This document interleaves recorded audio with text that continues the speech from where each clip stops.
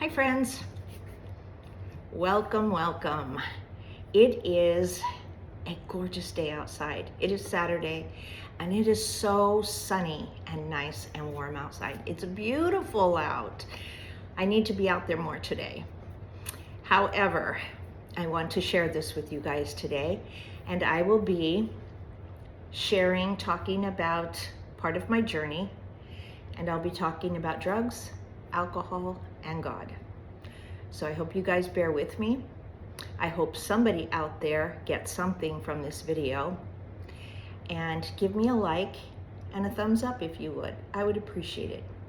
I am Nancy, and this is Nancy's Journey. This journey began at age 14. I started smoking and drinking at 14. And our smoking, we used to get, way back in the day when I was 14, they used to give cigarettes away.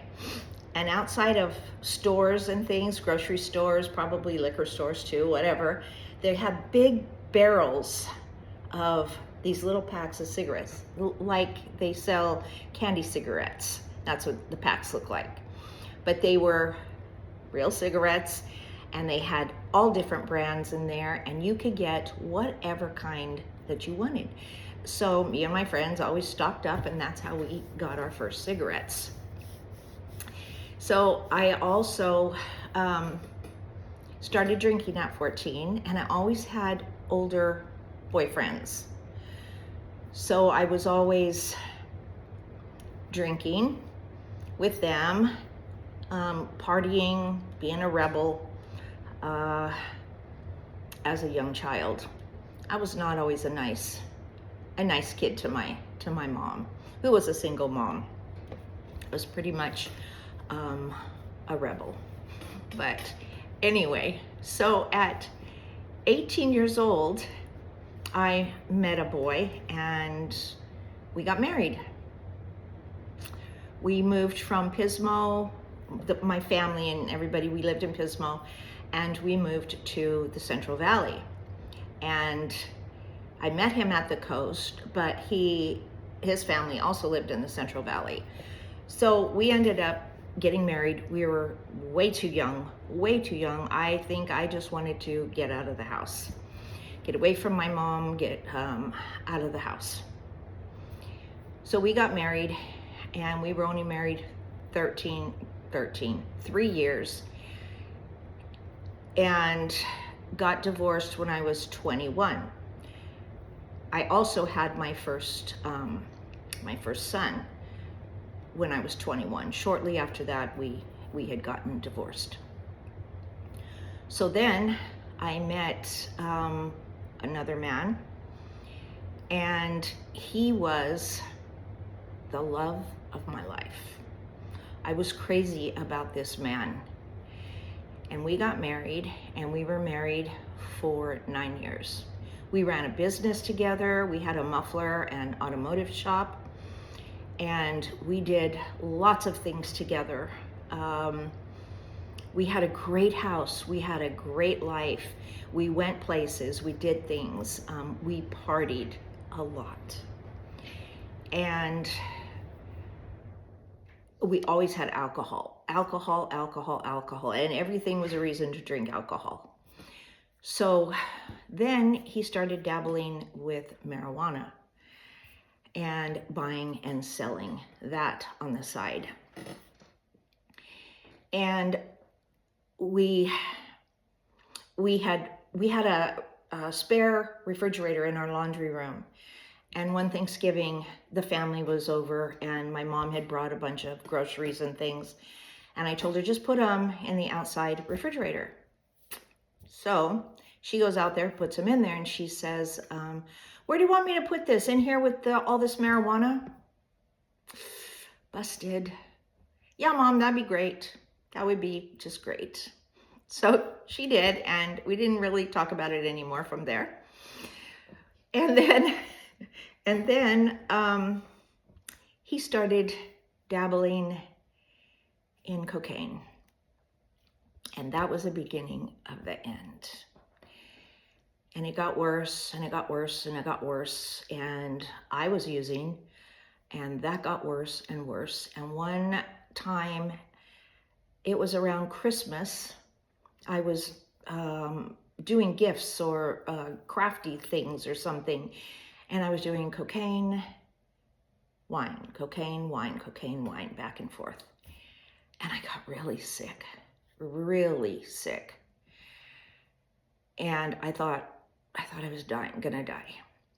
And of course, he was not gonna take me to the hospital because then you would have to confess that you were doing drugs, and then we were busted. So he kept telling me to eat a lot of bread, eat bread, eat bread. So I kept doing that. And then I went out on our front porch and I sat down and I was just looking at the stars and stuff outside. And I reached out to God and I prayed and I begged him that if he would not let me die, that I would not do cocaine ever again. And I think he answered, because I didn't die and I didn't do cocaine for a long time. And after a while, I went back and thought, I'm gonna just try it. I'm just gonna try and see what happens, because of this promise that I had made God, and I wanted to see what would happen. Dumb, I know. So I did, and the amount that I took was minimal. It was like a piece of sand. It was so small, and I got sick. And I knew that God was telling me, nope, you made a promise and you're going to stick with it. So I never did cocaine again. And then life went on. We continued to drink. He continued to do cocaine, and we finally got divorced. He continued for a long time. There's a gnat in my face, sorry. And eventually he got married again, and this gnat's gonna drive me crazy. He got married again, and he kept getting busted, and they kept letting him go. And finally the judge said, sorry, you're at the end of your road. And he spent 5 years in prison. And that was part of his story. So mine, I call it my rebound relationship, my rebound marriage, because I had met somebody who came into our shop quite often, and I started going out with him. And we finally got married and had a baby girl, my second child. And it was pretty much a rebound, because we were never made for each other. We had nothing in common. We had some good times. We did fun things, but that's the only time that we got along. We were never, ever on the same page at the same time. About anything, about life, about raising kids, about work, about homes, about anything. Never, ever on the same page. And we had nothing in common other than having fun once in a while. And so as time went on, we just fought all the time. We fought and we fought and we fought. And I had a mouth and he was physical. And I don't know how we made it 28 years. I honestly don't know, other than it was just easier. because you're already there is just easier. And I know that's not a very good excuse. It's not. But one of us was always moving in, moving out, moving in, moving out. One of us always. And even when our kids got a little bigger, they told us we should get divorced. But anyway, when my daughter was still small, we started going to church. And I told God, I'll do anything you want. I'll do anything that they ask me to do in church, but I'm not giving up my alcohol. I'm not doing it. Well, that didn't work either. And I had hit pretty much rock bottom. And I remember getting on my knees one night and calling out to God again for the second time. This time it was for the alcohol. And I pleaded with him to save me. And I repented of my sins. And I asked him to take this from me. And I went to bed. And in the morning, I got up and I went in the kitchen, and we had lots of alcohol. We had beer and we had wine, and we had bottles and bottles of hard liquor. And I took one at a time and I dumped it down the sink and threw away all the bottles and cans. And that was it. That was it. I never had a withdrawal. I never had a craving. I never had anything. I went on about my life. God is good. And that lasted maybe about 10 years, I think. And we were constantly having problems, and none of us were happy. The kids weren't happy. I wasn't happy. He wasn't happy. And I was at my sister's one day, and they were all drinking, as they did at that time. And I looked around and I said, you know what? I'm going to have a beer. And I did. And that started it all over again. Not good. So I went many, many years, continued to drink again. Again. I'm a slow learner, I tell you. And so we fought, and we moved in and we moved out. We moved in, we moved out. We fought some more. And again, after many years, I was at the bottom again, and just frustrated with my life, frustrated with who I was, frustrated with the person that I was again. And so what did I do? I cried out to God again. Did he help me this time? Yes, he did. I don't know why. I don't know why, but he did. Because he loves me. And he delivered me again.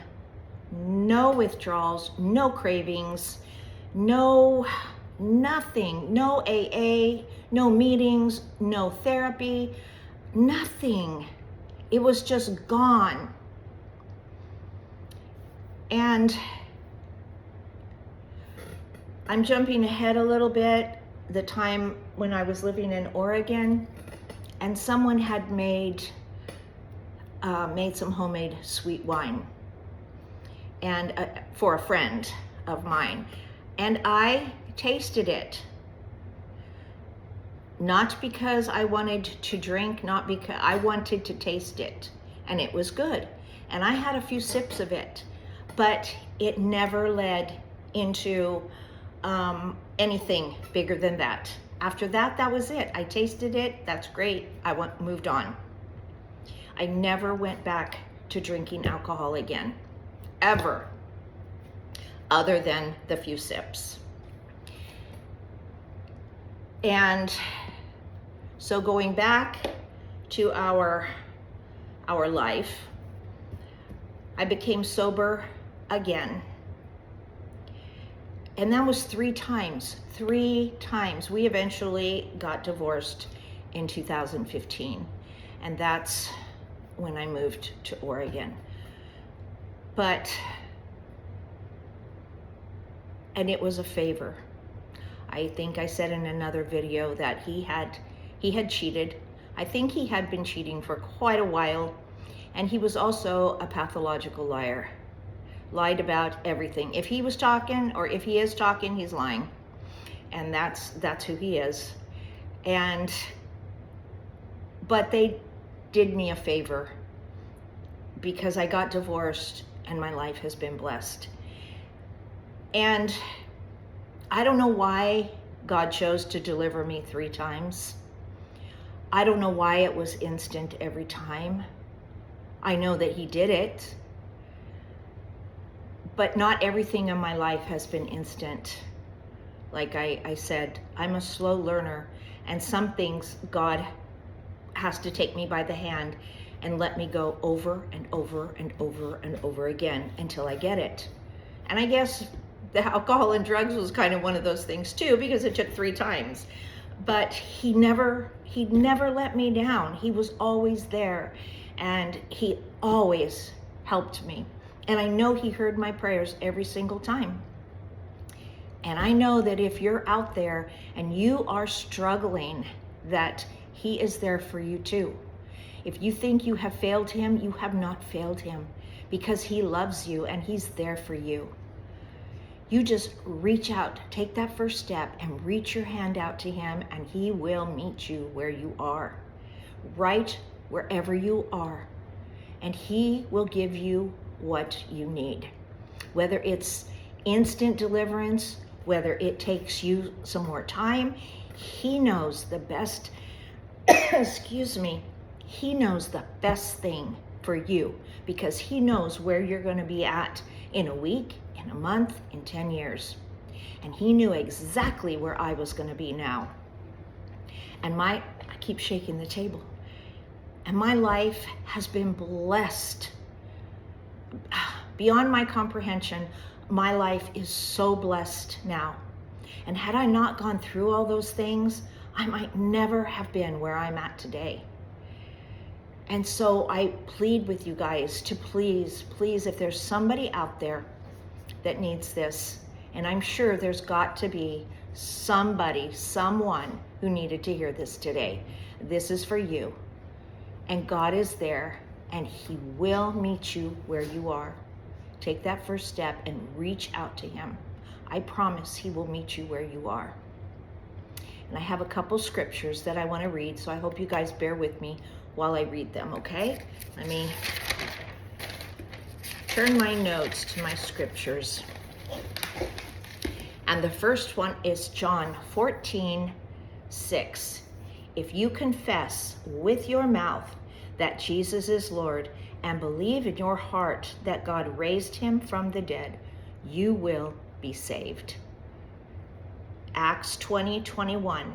And it shall come to pass that everyone who calls on the name of the Lord shall be saved. God promises that. Call on him, and he'll be there for you. And the last one, Psalm 107:6. Then they cried out to the Lord in their trouble, and he delivered them from their distress. He delivered me so many times from my distress, and he can and will deliver you too. So I hope that reaches someone today. If it did, please give me the thumbs up, subscribe, or please tell me in the comments. I would love to hear your testimony or your experience with drugs, alcohol, with God. That's kind of my testimony. I would love to hear yours. Please share with me in the comments. Please. I hope you guys all have a great Saturday, and thanks for watching. God bless you all.